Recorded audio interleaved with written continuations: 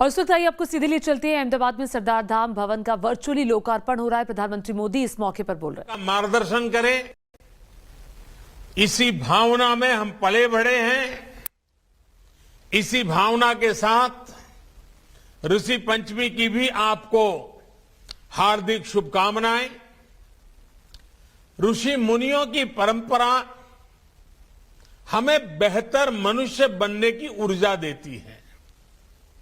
इसी भावना के साथ पर्युषण पर्व के बाद जैन परंपरा में हम क्षमावाणी दिवस मनाते हैं, मिच्छामि दुक्कड़म करते हैं। मेरी तरफ से भी आपको, देश के सभी नागरिकों को मिच्छामि दुक्कड़म। ये ऐसा पर्व है, ऐसी परंपरा है, अपनी गलतियों को स्वीकार करना, उनका शोधन करना और बेहतर करने का संकल्प लेना, ये हमारे जीवन का हिस्सा होना चाहिए। मैं सभी देशवासियों को और सभी भाइयों बहनों को इस पवित्र पर्व की भी अनेक अनेक शुभकामनाएं देता हूं और भगवान महावीर के श्री चरणों में नमन करता हूं। मैं हमारे प्रेरणा स्रोत लौह पुरुष सरदार साहब के चरणों में भी प्रणाम करता हूं, उन्हें अपनी श्रद्धांजलि अर्पित करता हूं।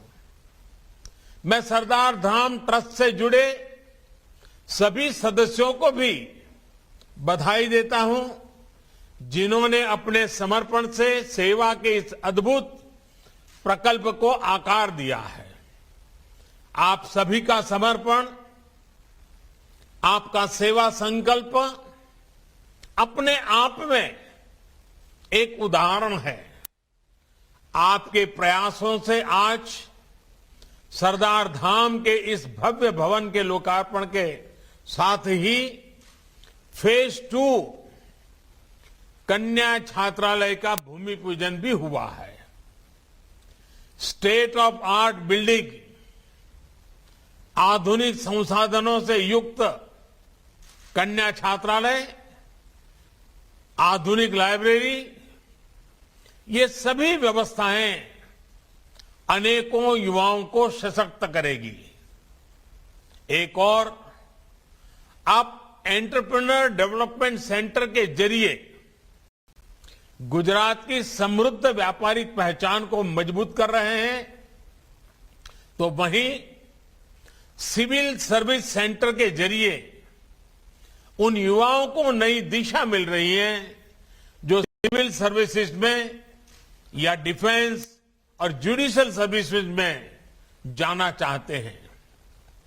पाटीदार समाज के युवाओं के साथ साथ गरीबों और महिलाओं के सशक्तिकरण पर आपका जो जोर है वो वाकई सराहनीय है। हॉस्टल की सुविधा भी कितनी ही बेटियों को आगे आने में मदद करेगी। मुझे पूरा भरोसा है कि सरदार धाम न केवल देश के भविष्य निर्माण का एक अधिकार बनेगा, बल्कि आने वाली पीढ़ियों को सरदार साहब के आदर्शों को जीने की प्रेरणा भी देगा। और एक बात भी कहना चाहूंगा, आज हम आजादी का अमृत महोत्सव मना रहे हैं। आजादी के 75 साल, ऐसे अवसर पर हम लोग आज देश की आजादी के उस जंग को याद करते हुए प्रेरित हो रहे हैं। लेकिन इस छात्रावास में जो बेटे बेटियां पढ़ने वाली हैं और आज जो 18, 20, 25 साल की उम्र के हमारे नौजवान हैं, 2047 2047 जब देश की आजादी के 100 साल होंगे, तब ये सारे लोग देश की निर्णायक भूमिका में होंगे। आज आप जो संकल्प करेंगे 2047 में जब आजादी के 100 साल होंगे तब हिंदुस्तान कैसा होगा, इसके संस्कार ऐसी पवित्र धरती पर होने वाले हैं। साथियों, सरदार धाम का आज जिस तारीख को लोकार्पण हो रहा है, वो तारीख जितनी अहम है उतना ही बड़ा उससे जुड़ा संदेश है। आज 11 सितंबर यानी 9/11 है। दुनिया के इतिहास की एक ऐसी तारीख जिसने मानवता पर प्रहार के लिए भी जाना जाता है, लेकिन इसी तारीख ने पूरे विश्व को काफी कुछ सिखाया भी।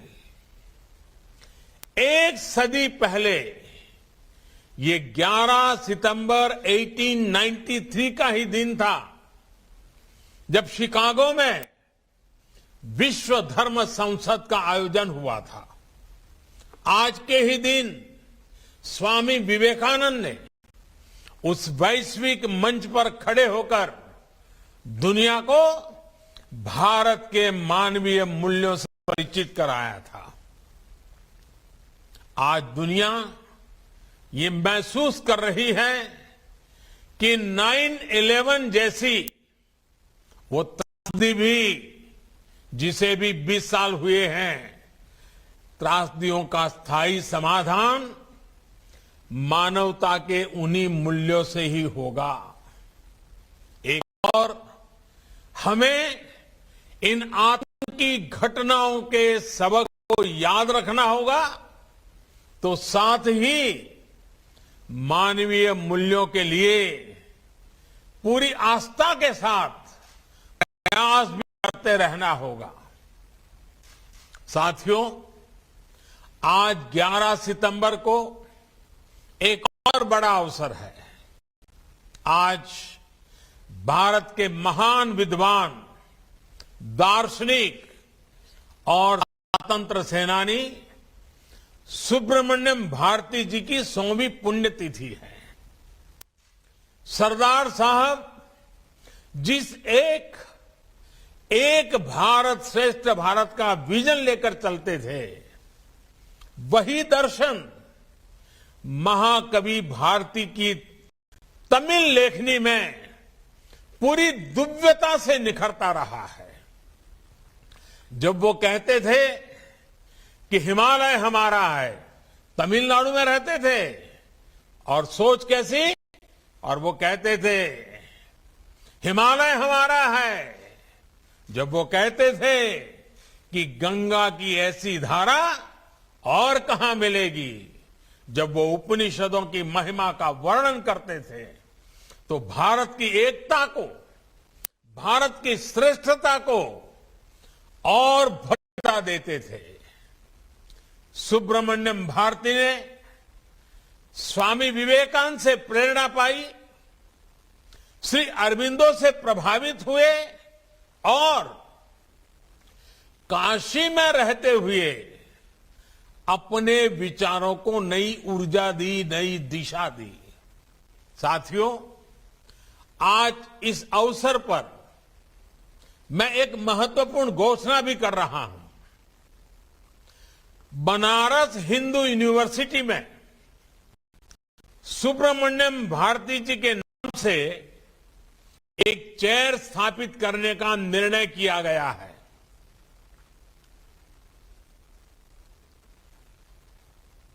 तमिल स्टडीज, तमिल भाषा समृद्ध भाषा है, विश्व की सबसे पुरातन भाषा है, और हम सभी हिंदुस्तानियों के लिए गर्व की बात है। तमिल स्टडीज पर Subramania Bharati chair Banaras Hindu university BHU के फैकल्टी ऑफ आर्ट्स में स्थापित होगी। ये विद्यार्थियों को, रिसर्च फेलोज को उस भव्य भारत के निर्माण में जुटे रहने की निरंतर प्रेरणा देगी, जिसका सपना भारती जी ने देखा था। साथियों, सुब्रमण्यम भारती जी हमेशा भारत की एकता पर, मानव मात्र की एकता पर विशेष बल देते थे। उनका ये आदर्श भारत के विचार और दर्शन का अभिन्न हिस्सा है। हमारे यहां पौराणिक काल के दधीच और कर्ण जैसे दानवीर हो या मध्यकाल में महाराज हर्षवर्धन जैसे महापुरुष, सेवा के लिए सर्वस्व अर्पण करने की इस परंपरा से भारत आज भी प्रेरणा लेता है। ये एक तरह से एक ऐसा जीवन मंत्र है जो हमें सिखाता है कि हम जितना जहां से ले उससे कई गुना वापस कर दें। हमने जो कुछ भी पाया है वो इसी धरती से पाया है। हमने जो भी प्रगति की है वो इसी समाज के बीच की है, समाज की वजह से की है।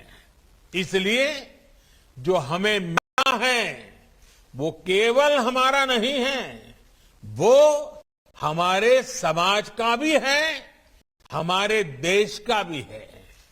जो समाज का है वो हम समाज को लौटाते हैं और समाज उसे कई गुना करके हमें और हमारी अगली पीढ़ियों को वापस दे देता है। एक ऐसा ऊर्जा चक्र है, ऐसा एनर्जी साइकिल है जो हर एक प्रयास के साथ तेज होता जाता है। आप इसी ऊर्जा चक्र को और गति दे रहे हैं।